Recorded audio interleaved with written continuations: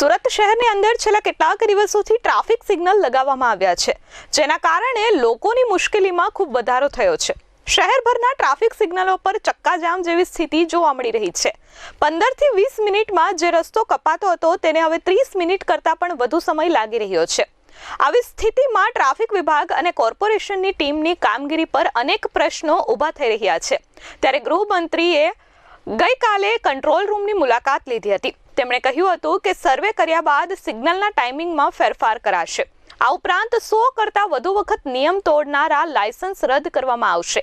ગૃહ રાજ્યમંત્રી હર્ષ સંઘવીએ જણાવ્યું હતું કે છેલ્લા કેટલાક દિવસથી સુરતીઓ ટ્રાફિક સિગ્નલને કારણે પરેશાન થઈ રહ્યા છે। ખૂબ વધુ સમય લાગી રહ્યો છે, ઈંધણનો પણ વેડફાટ થઈ રહ્યો છે। સુરતીઓને થયેલી મુશ્કેલી અમે સ્વીકારીએ છીએ, કારણ કે અત્યારે શરૂ થયેલા સિગ્નલોના કારણે હજુ કેટલાક ફેરફાર કરવા જરૂરી છે। આજે કંટ્રોલ રૂમની મુલાકાત લઈને પોલીસ વિભાગ અને કોર્પોરેશનના અધિકારીઓ સાથે કેટલાક મહત્વના નિર્ણય અમે લઈ રહ્યા છીએ। વરાછા જેવા વિસ્તારોમાંથી ખૂબ ફરિયાદો ટ્રાફિક સિગ્નલને કારણે મળી હતી। વેસુ વિસ્તાર, ટેક્સટાઇલ તેમજ અન્ય વિસ્તારોની અંદર પણ ટ્રાફિક સિગ્નલોના કારણે વાહન ચાલકો પરેશાન થઈ રહ્યા છે। અત્યારે કરેલા સર્વે મુજબ જે વિસ્તારમાં ટ્રાફિક સિગ્નલોની વધુ સમસ્યા છે ત્યાં ટાઈમિંગ સેટ કરવામાં આવી રહ્યો છે। શક્ય હશે તો મેન્યુઅલી પણ ફેરફાર થાય તે પ્રકારની હાલ વ્યવસ્થા કરવામાં આવી શકે છે। વરાછાના અલગ અલગ વિસ્તારો સાથે વેસુ, અડાજણ, રિંગ રોડ જ્યાં સૌથી વધુ ટ્રાફિક જોવા મળે છે તે સિગ્નલો પર ખાસ ધ્યાન આપવામાં આવી રહ્યું છે। ગૃહ રાજ્યમંત્રીએ જણાવ્યું કે સિગ્નલ મુકાવવા બાદ સૌથી સારી બાબત ધ્યાન પર આવી છે કે અકસ્માતોની સંખ્યા ખૂબ ઘટી ગઈ છે। જેટલા દિવસોથી સિગ્નલ લગાવવામાં આવ્યા છે તે સમય અને ગત વર્ષના સમયની સરખામણી કરવામાં આવી તો ખૂબ જ ટૂંક સમયની અંદર અત્યારે જે ધ્યાન પર આવ્યું છે તે મુજબ 11 જેટલા ફેટલ એક્સિડન્ટ જે થતા હતા તે અટકી ગયા છે। 20 જેટલા બીજા ગંભીર અકસ્માતો ઓછા થયા છે। સુરત શહેરની કેટલાક એવા વાહન ચાલકો છે કે જેણે નક્કી કરી લીધું છે કે આપણને અને ટ્રાફિકના નિયમ સાથે કોઈ લાગતું વળગતું નથી। વારંવાર ટ્રાફિકના અલગ અલગ નિયમો તોડવાનું તેમને નક્કી કરી લીધું હોય તે રીતે વાહન અત્યાર સુધીના જે ચોંકાવનારા આંકડા સામે આવ્યા છે તેમાં શહેરમાં 5 થી 10 વખતથી નિયમોનું ઉલ્લંઘન કરનાર વાહન ચાલકો 1,45,323 છે। બીજા 15 થી 20 વખત નિયમ તોડનારા 46,189 વાહન ચાલકો છે અને અન્ય 2 થી 50 વાર નિયમો તોડનાર 18,257 વાહન ચાલકો છે। 51 થી 100 વખત નિયમ તોડનાર 4,931 વાહન ચાલકો છે અને 101 વાર નિયમ તોડનાર 1,700 લોકો છે।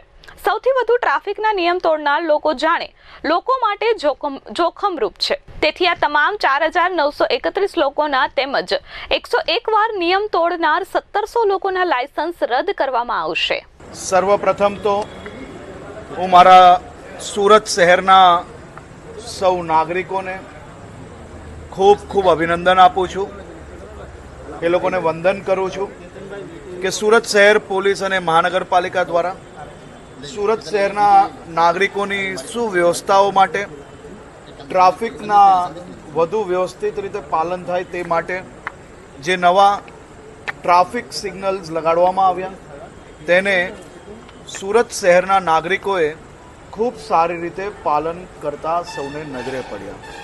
હું આ શહેરના નાગરિકોને એટલે અભિનંદન આપું છું કે સુરત શહેરના નાગરિકો જ્યારે ટ્રાફિક સિગ્નલ પર રાત્રે 12 વાગે બી રેડ લાઇટ જોતાની સાથે જો ઊભા રહી જાય એ આપણા શહેરના લોકો માટે જે ઉનાળાનું વેકેશન પૂર્ણ કરીને સુરત પરત ફર્યા તેવા લોકોને અચાનક આ સિગ્નલ જ્યારે દેખાય અને લોકો ઊભા દેખાયા તો એ લોકો માટે બી આ એક નવા દ્રશ્ય હતા।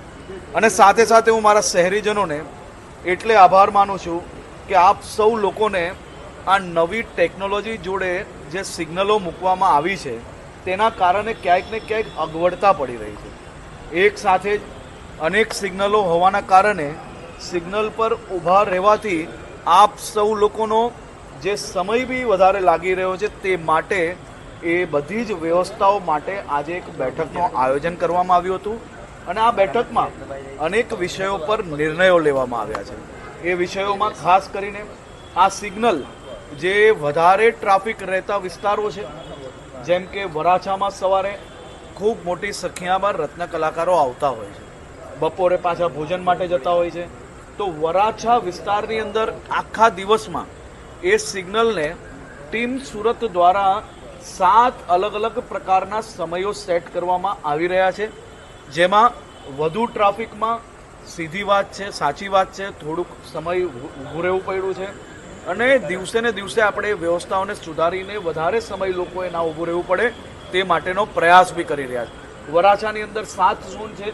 એ જ રીતે શહેરના અલગ અલગ રોડો પર વેસુ વિસ્તાર છે, સ્કૂલો અચાનક ચાલુ થઈ, 1000થી વધારે વેનો અને બસો જો અવર જવર કરતી હોય તો વહેલી સવારે ત્યાં સ્કૂલના ટાઈમે શું ટાઈમિંગ હોવો જોઈએ, સિગ્નલ કેટલું બંધ રહેવું જોઈએ, કેટલું ખુલવું જોઈએ, સ્કૂલથી પરત ફરતા લોકો માટે કયો ટાઈમ હોવો જોઈએ, અનુવ્રત દ્વારથી ટેક્સટાઇલ માર્કેટ સુધી, મજૂરા ગેટથી ટેક્સટાઇલ માર્કેટ સુધી, આપણો આ કેનલ રોડ છે ત્યાંથી ટેક્સટાઇલ માર્કેટ સુધી, આ બધા જ વિસ્તારોની ટ્રાફિકની જે પ્રકારનો લોડ છે અને એની સામે એને કયા પ્રકારે અને કયા સમયે કેટલું વખત બંધ રાખવો, કેટલો ખોલવો, એની અનેક સિગ્નલો પર મેન્યુઅલ સિગ્નલ કરીને બી સમયનું સર્વે કરીને આવનારા 3 દિવસની અંદર આ બધા જ સર્વે થયા પછી સર્વેના આધારિત આપણે સિગ્નલના સમયની અંદર થોડોક બદલાવ આપણે લાવશો અને ધીરે ધીરે આપણે સૌ સુરતીઓ સાથે મળીને, મારે આપ સૌને જણાવવું છે,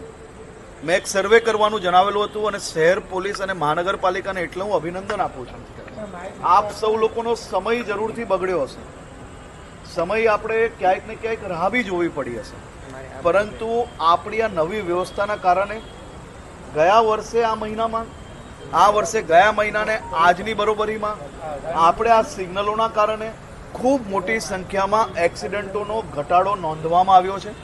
એની સામે 11 જેટલા ફેટલ એક્સિડન્ટો ઓછા થયા છે, 20 જેટલા બીજા ગંભીર એક્સિડન્ટો ઓછા થયા છે.